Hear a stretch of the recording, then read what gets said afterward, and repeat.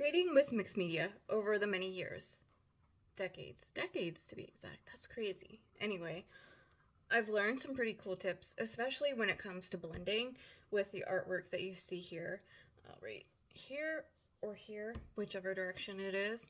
It's a watercolor and colored pencil. So I used to be obsessed about having a really smooth transition, a gradient that you can't see any kind of texture to. And over the years, I've learned to embrace texture more. While I still love a beautiful smooth finish or a smooth gradient, I think AI is really mucking that up for me because everything looks just too perfect. So I'm really starting to like texture more.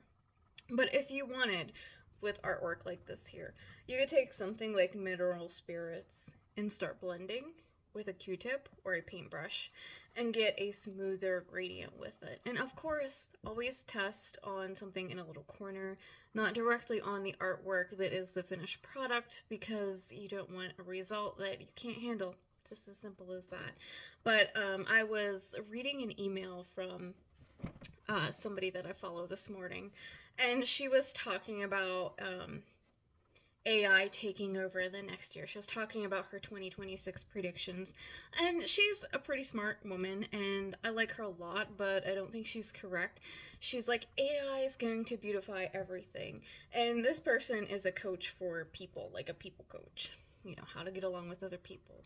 But she's also somebody that I know isn't creative at all. So she doesn't understand the creative space and how much people are sick of what I would call the AI slop. She's completely oblivious to it.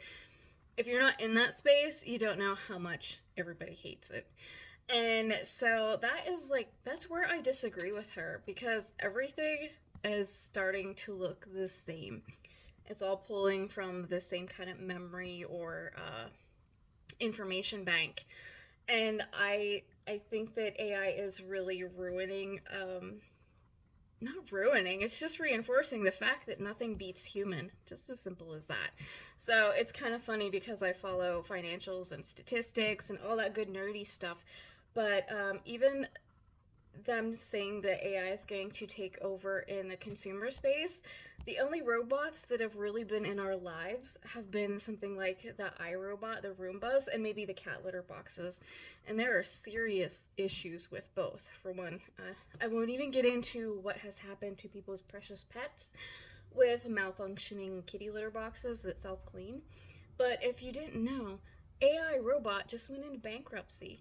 So of the robots that are in our spaces and how they're going to take over the world, the ones that have been in our spaces are facing really serious issues and going into bankruptcy. So while I think AI is going to play a significant role in the future, I think it's going to look a lot different than what people actually think it's going to be. And I couldn't be happier about that with when it comes to artwork. So that is kind of like circling back around why I have moved away from these beautiful, super smooth gradients in my artwork.